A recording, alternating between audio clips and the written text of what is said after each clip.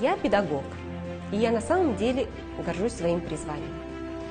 Несмотря на то, что этот год был достаточно сложным, я почувствовала на себе реальную поддержку со стороны государства. Несмотря на сложный период, государство пошло на решительные меры, увеличив заработные платы педагогов на 25%. С 1 января следующего года зарплата учителей увеличится еще на четверть.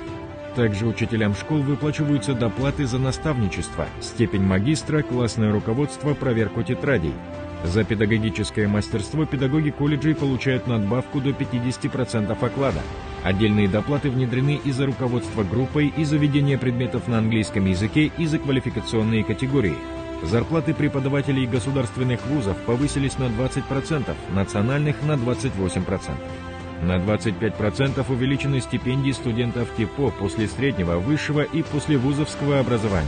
А стипендии студентов, обучающихся по педагогическим специальностям, повышены с 26 тысяч до 42 тысяч тенге. Стипендии докторантов повышены с 82 тысяч до 150 тысяч тенге.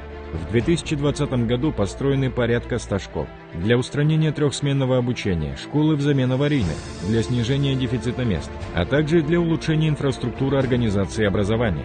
Открыто еще 50 частных школ. Охват детей дошкольным образованием в стране составляет 98,5%. В 2020 году открыты 362 детских сада и мини-центра.